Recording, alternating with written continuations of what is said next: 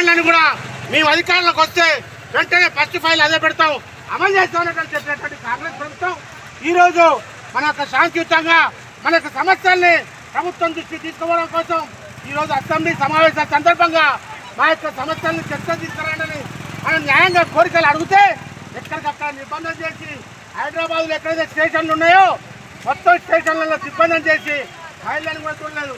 మంత్రి మహిళ కాదా? ఆనాడు 18,000 మీరు న్యాయమైన కోరికే అని చెప్పేటువంటి సీతక్క మన మంత్రి గారు మహిళ కాదా అని చెప్పేసి అడుగుతాను. ఈరోజు 12 గంటలు 6-8 గంటలు పనిచేయాల్సినటువంటి సమయంలో కూడా 18 గంటలు పక్కన పిల్లల్ని కంటి పిల్లలను సైతం వదిలిపెట్టి మనకు ప్రజా సేవ ముఖ్యం అని చెప్పేసి ఈరోజు మనం గిరిజనులు దళితులు అనేక మంది ఉన్నాం మనం.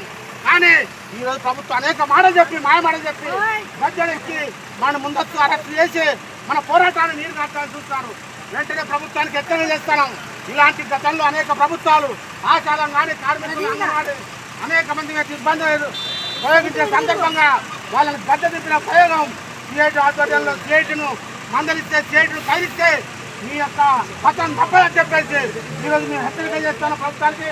ఇప్పటికైనా అసెంబ్లీ సమావేశాలు ఈరోజు చివరి రోజు కాబట్టి వెంటనే ప్రభుత్వం ఆశాలయ సమర్థించేటువంటి సమస్యను చర్చించాలని చెప్పేసి ఈరోజు మేము డిమాండ్ చేస్తాను. చర్చించకపోతే తప్పకుండా ఇవాళ పోలీసు వాళ్ళు ఇవాళ మంత్రులు కేసీఆర్ సీతక్కో రేవంత్ రెడ్డి మాకు పగ కాదు, వాళ్ళ మీద ద్వేషం కాదు, వాళ్ళ పాలసీల మీద మేము ఈరోజు అడుగుతా ఉన్నాం. వాళ్ళు వ్యక్తిగతంగా మాకు వాళ్ళ మీద ఎలాంటి ద్వేషం లేదు.